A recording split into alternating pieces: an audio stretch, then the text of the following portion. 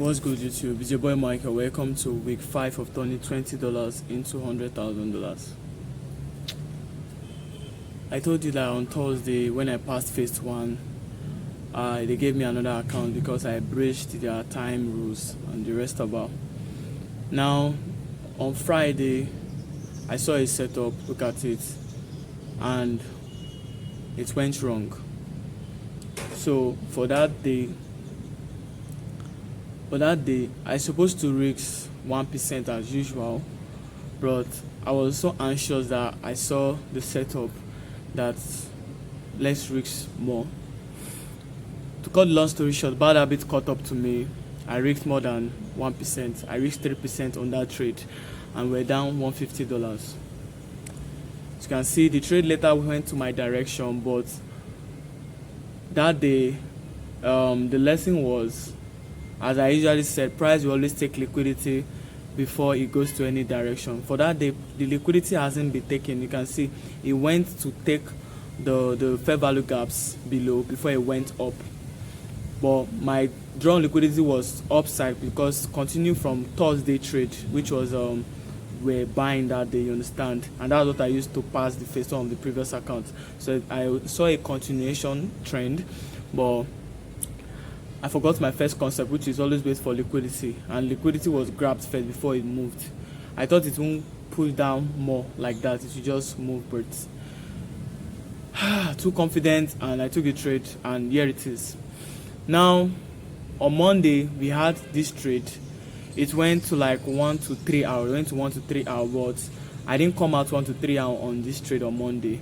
I came out when it was retracing back. I was thinking that it was still gonna push more further down, but when I did a re-entry during New York session, and here it is, I was stopped out, and the other one I came out barely 1 to 1 hour, you understand. So we just made like $20 that day or something like that, roughly 0.5%. Today is Tuesday, card CPI trade.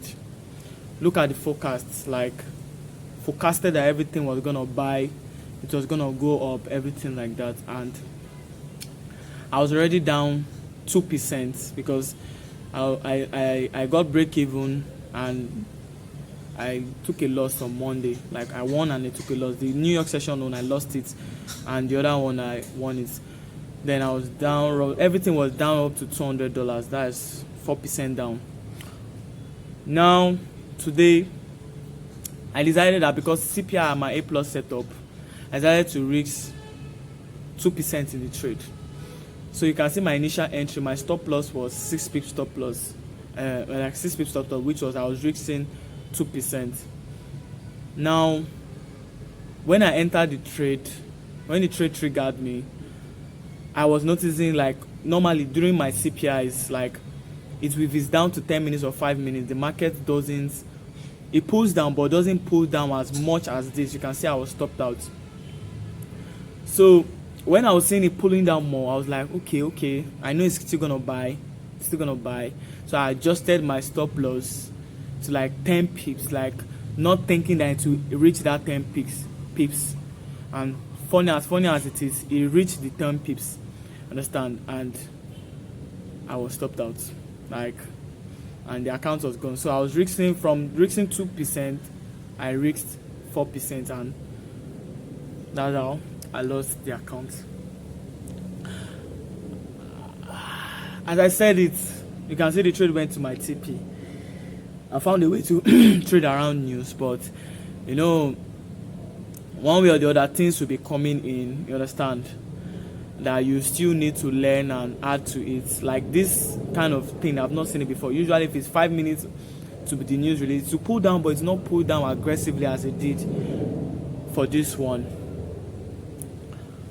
This is the second CPI I'm catching after USD CPI, but unfortunately the spread stopped me out, or my risk was too much. From risking 2%, I increased it to 4%. Usually CPIs are usually like 5 pips stop loss, because in the last pull down, boom, it will move. But now this is the first time I've seen CPI from the last countdown minutes push low so much, and I was like, I know it's still gonna buy eventually, let me increase it. Yes, it's a bad habit, but It's what it is. I did it, and the account is gone. I hold myself responsible for it. It's just painful. This is my 12th prop firm that is going. 12, 1, 2, 3, 4, 5, 6. Last year I blew like 5 prop firm when trying to learn. Then when I learned ICT this year, I've been test running, like trying it, and the main thing that usually take the prop firm out is risk management, and I know. I had someone that dared me, and that he was telling me that he was trading a 100k account for 5 months to pass phase 1. He was using $10 risk, like crazy. Like that's how like risk conscious he was. He wasn't scared, but like he told himself that he's never gonna blow the account. Why am I trading with high risk? I want to pass. I know what I'm doing. I want to pass. But as much as I know what I'm doing, market has its own plan for me. And days like this are just heartbreaking, because after all the analysis and waiting, and look at it, beautiful setup. I never miss CPI, but today spread caught me, and I'm gonna get another account eventually, probably this week. But it's just crazy that this account has to still go again after getting the actual direction. I know people will say reduce your risks, all those bullshit shenanigans. I know, I understand, reduce your risks, blah blah blah, you risk too much. But man, you don't know how it sucks doing 9 to 5.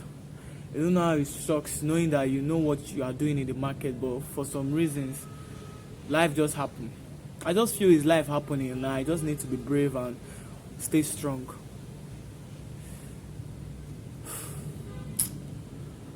Yes, I'll reduce my risks. I'm not trying to pass it in one day, or in one trade. But if I see my high probability setup, I take it. That's just me. That's what I believe. But I think this risk management bias is really fighting me a lot. Like I'm pained. Like I'm really, really pained. So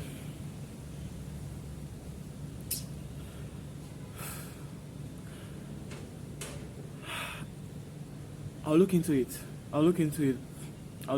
but it's just heart-wrenching. Like I've never been pained like this. This reminded me when I was 6 months into trading and I lost one of my prop firm accounts. And like that video I said I quit Forex, like it was painful. Like even in my personal account, same thing. The spread just expanded itself. Like that was even more crazy. Anyway,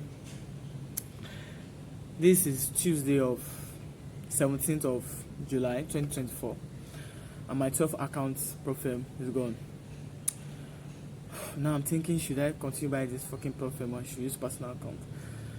But I think I need to continue this series. I've started it. It's still the same thing. But even this prop firm give me more leverage than personal account. Anyway, that's that on this slide. See you in the next slide, if there is. You've watched the first slide obviously, and you've seen that my account has been gone. So I just want to give the last update for the week. Today is actually Wednesday. I told you that I may get another account, but I'm looking at the possibilities right now, and I'm not sure I'll still get the accounts this week. But I just want to explain yesterday when I reviewed what happened yesterday. Normally when CPIs are being released, there's no other news that has been released with it, but yesterday there was the USD dollar news that was released with the CPI for card release yesterday. So the US dollar news like was positive also, and it kind of it was positive, but why the card was negative, although I don't allow the outcome of the news. I don't care about the outcome of the news. My goal as a news trader is always just drawing the next draw on liquidity and targeting it. But as I said, for CPI I usually use 5 pip stop loss, but fortunately it went like 10 pip stop loss, and I've already risked, like I was risking 2% for the trade. But I just, when I saw it going down in the last 5 minutes before the news release, I extended it. I think I've explained myself. I extended the stop loss, and forgetting that daily drawdown limit was 4%, which is $200, and that's why the price it really pressed down, and more than 10 pips, like almost 12 pips. You understand? So, and I was daily drawdown stopped me out. So, what am I trying to say is that I get it. Like, yeah, the US dollar news kind of played a role in affecting how the card CPI news reacted. So it kind of pressed it down a bit before it kind of rallied. If you check any CPI release, like last 5 minutes, it doesn't pull as much as it did for that yesterday. Although I've been learning differently, later in the night I caught a trade NZD CPI. I caught this NZD CPI. But in this NZD CPI, I still emphasize what my trading model is, which is liquidity sweep. Because if you are looking at the trade now, you think that our liquidity of the London New York low was swept, but it was not swept. It was consolidating at that range before the news came out, spiked down, took the liquidity before it ran up. So price run like that is a deliver. It has to take one liquidity. If it's going to take the buy side liquidity and offload at the sell side liquidity, or take the sell side liquidity and offload at the buy side liquidity. So NZD CPI, I caught it, but it was on demo. And also in the morning I caught GDP CPI. Now another lesson learned. CPI usually spike once, like one move. But if you watch the GDP CPI, you will see that it kind of gapped, then it retraced back. Like, this is the first time I'm seeing CPI retrace back. So what am I trying to say? Like, but the main thing is you can see that I'm forecasting it. I'm trading it. Understand? But when it was pulling back, I was like, is it gonna still hold? I came out in break even, but you can see the trade later went monster. It went like 1 to 10 out. So the model is already set, you understand? But like, I watched one guy, one of these psychology guys that I used to listen to. He said, you get to a stage in your career whereby you start getting obsessed about being profitable, but you stylishly start not paying attention to some proper things you need to, like some good habits you need to be building. Like, one of them that I know is risk management. Understand? No matter what, how I want to say, why didn't life just help me? We know this game is a game of probability. So if we're playing a game of probability, we should always be ready for anything that want to happen. So, like they said, it is who has capital that will have money to trade for the next day. Now I'm cashing the rest CPI for the week, but on demo, nothing to trade on because I mismanaged how I managed the first trade. You understand? Yes, I've not seen that kind of thing before, but it is what it is. Understand? It is what it is. Part of it. It is part of the learning. It's part of the learning circle and everything. Now I know that a lot of lessons I've learned. Now I know that if there's CPI for a currency pair and USD market that is paired with is in bank holiday, don't trade it. It's a gap. That's why I lost one of my profit. Another one is stop spiking, because even though it spike positive or negative, for prop firm trading, it will not be counted against me. For personal trading, you can spike, but you have to be, you can stack, but you have to be careful where you stack. You understand? Then what again?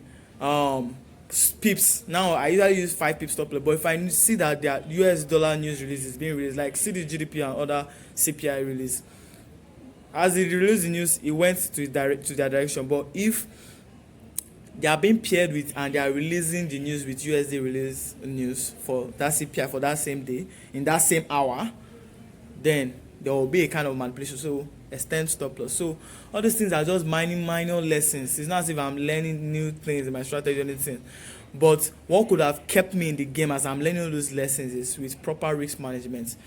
But I know why I'm risking. I know why I'm over risking, but I've done reflection on myself and I've told myself that if you continue like this, you may just be lucky and just pass. We don't want to be trading by luck. You understand? Because I'm working in 9 to 5. Is every day I wake up to go to the work. I'm angry, I'm annoyed, I'm not happy. So I'm always going to trading that, okay, we're gonna kill the market. But the days that the swing is not in our favor, because the probability game, I lose so much because I risk so much, because I want to pass phase 1 in one trade, I want to pass phase 2, all those kind of mindsets. So I've told myself that I need to stop it. I need to grow. I need to risk little. Like somebody DM me, was like, he said confidently that I can never blow accounts. Why? Because he knows how to do proper risk management. Understand? And I was so impressed with the way and the confidence in which he said it. You understand? You get me? He said he can never. That how will you blow account? They say he was trading a 100K account, then he was using $10 per risk. So yes, I cannot. I looked at later on. I looked at his lifestyle. Like he showed me some pictures and everything. It's comfortable. That's the truth. It's comfortable. He has his own car. He lives on like in a luxurious place and stuff like that. But me, I want that life. You understand? And that's the problem with a lot of us that are trying to use trading as a means to escape our struggles and stuff like that. We tend to do a lot of things, like a lot of bad habits comes with us, like over trading, over risking, trading, trying to trade every day, all those kind of things. And sometimes even though we've found the model or we are doing the right thing, all those are bad habits will be eating into us. And I've sat down and like, is it the 12th? I think it's the 12th account I'm blowing now in my career. Understand? This is like 1 year and 6 months of me trading. The first year I blew like 5. This year this is already the 7th. But this year own is better because I use it to like learn, grow. Or like last year I was just trying to cash out, just not knowing what I'm doing at all. But this year I use it to learn, grow, find my model, everything, and discover what I can do in this trading industry. But now, if we want to stop all those blowing, we need to address that. There's one meme I'm sure that somebody was crying. It was like, my trading accounts just all my money in heaven just are happy and rejoicing that I just learned risk management. It is true. It is true. Risk management is very, very important, and I need to take it serious in my life. I know I've said it, I've tried, and I've failed, but I need to step up back on my game. Understand? Any profit I'm getting now, or even though it's personal accounts, this $20 to 100K, I'll still continue it, but I need to grow my small account. There's a small account I'm trading, very, very small, but I need to grow it so like $20 or like $30, then use to buy profit and stuff like that. So anyway, that's that on that. We're in this journey whereby we're in this stage whereby we know our shit, but the shit that we still know, we know our model, understand, but our bad habits is what is biting us, is what is catching up to me. Anyways, it's my duty to overcome it. It's my goal to overcome it, and I will understand. Even me, I'm frustrated and I'm tired of it already. Understand? That risk management, all professional traders have been sounding it. They'll be sounding this risk management. And now I'm so heartbroken that I don't want to fuck up again. I've told myself, let's take it slowly. So that's that on that. I'll see you guys in the next episode. We are doing this. What's good, YouTube? So this is Friday, the last day of turning $20 to $100,000. Sorry for the way my voice is. I'm kind of down, but anyway, I just needed to document it. So for my last video, I said that probably we could get funded again. So I've actually gotten funded again, but this time around not with Marvin. I got funded with Funds for Traders. They're a new platform in our industry. I've verified them already. I've done my research. But the thing is, unlike Marvin, they have 3 phases and they also have 1 phases and 2 phases. I'll leave the link to the prop firm in the description below. So I got the $1,000 account and we'll be trading it. Understand? In conclusion of this week, I just want to say, if you don't start acting like a professional in this industry, you just keep going in circles. That guy I said that turned $20 to $100,000. Now he's already in another challenge, turning $10 to, you see, I think it's $100. Now he's already in $60. Fuck yes, 4 years experience plus his experience, he knows what he's doing, blah blah blah. I too, I know what I'm doing to some degree. Understand? And you see it in my, look at my YouTube shorts and everything on my community posts. Go to my Telegram, my cut trades, everything. Go to my Twitter. But if you don't know how to manage your risks, if you don't know how to manage your trades, if you don't know how to stay away from the trades when you are not supposed to trade, when you win, when you start doing your unhealthy habits to take the win, and if you don't control yourself, take the account. I know it's a process, but I really need to like put myself down. Like you see my community post, I said, Mike, slow down. Like, you know what your trading days are. If it's just only that once, just CPIs and interest rates only, fine. Use proper risks and calculate well. I'm tired of even talking for myself. So anyway, guys, this is how we end week 5. Next week, I think I've checked throughout the Forex Factory. It's not a trading day for me, except probably on Thursday.